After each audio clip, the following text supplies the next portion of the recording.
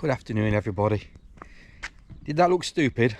I saw a motoring journalist do that on a Corsa video. He looked stupid as well. Right, Pentagon. Great result. Went down yesterday, took the car in, parking sensors, anti-collision control, whatever the device is, speaker, indicator. So, first of all, shout out to the guys at Pentagon. I dealt with Daniela, Matt, as you know, the salesman, and the technician today, who I didn't ask his permission to use his name, so I won't do. All three of those guys I've dealt with at Pentagon are a credit to the company, an asset to the company, and deserve all the respect I can give. And hopefully the dealer principal and other dealer principals in the industry will see this and recognise the calibre of the people they have. Back to the car. So they get, today Pentagon get a win, and maybe another win. I get, well, I'm going to accept a partial fail, and Vauxhall will get the ultimate fail. We'll start with parking sensors. As you know, I've said the parking sensors don't work on the front, and they don't work. So their technicians looks at the car, says all right. So he got his camera thing, endoscope type thing, had a look down in behind the panels, and it's got fake parking sensors. I kid you not. It's not a fake Rolex, it's not as bad as that. It's got fake parking sensors.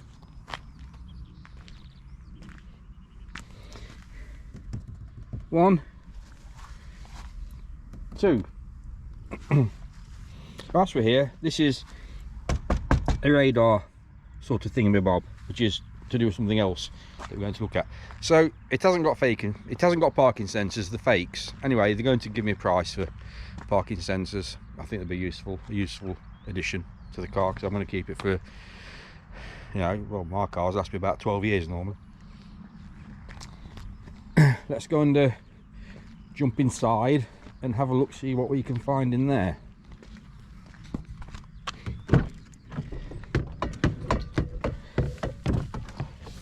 You can put a water bottle in the door pocket. In fact, you can put a Brompton Not a Hunch of Madness water bottle in the door pocket. Let's fire it up. Let's turn that off. I've got this, it's the front driver's side speaker that's horrendous. Let's load the module. Let's go into options. Let's go into audio settings. Let's go into balance. So you have this little gadget here, and you can sort of direct the sound around the car. So I've brought it to the rear, I've set it to the left to give me the balance. So I've managed to switch this front speaker off. It was horrendous going to Lincoln. Actually, it was horrendous coming after Nottingham today. So I'll put it back. So the other one, this is the best one yet. Vehicle settings, safety, active safety brake is on. That I've got to read and digest that.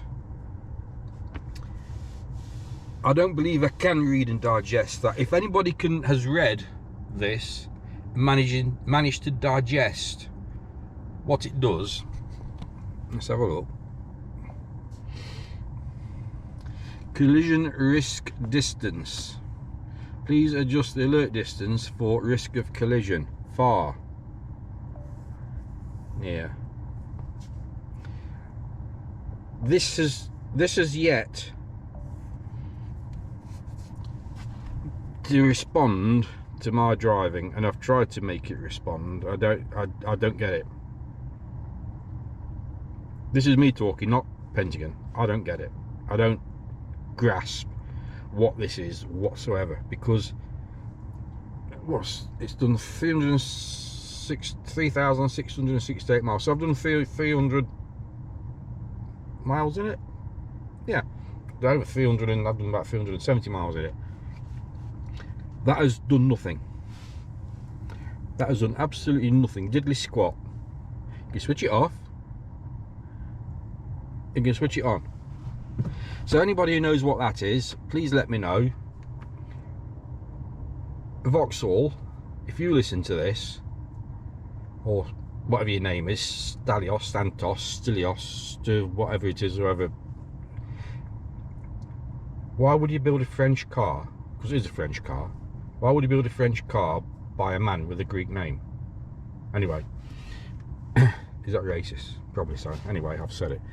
So that I don't get one bit. Steering, the indicator thing. Well, we've sorted that out. But it hasn't. We haven't. It's sort of addressed itself. But it's registered as a query on the operation of the car, because it's working pretty much correctly now. So we're happy with that. We'll let that progress itself into whatever it's going to be. If it's going to, it may never happen again. And the failed left-hand turn signals are very few and far between now. So I'm dead happy. But I am dead happy with Vauxhall, with Pentagon Vauxhall at Nottingham, without any shadow of a doubt. Buying cars is different. I bought my first car in 1975. In 1975, if you walked into a car dealership, and this did happen, not to me, but it did happen, car dealers were prosecuted. If you went into a Datsun dealership in Sutton Ashfield in 1976 to buy a Datsun, and you were a bit slow at responding to the deal offered, the salesman would just casually open his drawer, or casually hush about in his seat and reach into his pocket and adjust what you thought was his wallet and put a knuckle duster on the desk. Or got prosecuted for whoever the client was a bit slow at coming forwards, and the equivalent to Giant Haystack and Big Daddy would be stood behind them, breathing down the neck. That happened. It happened in the motor trade.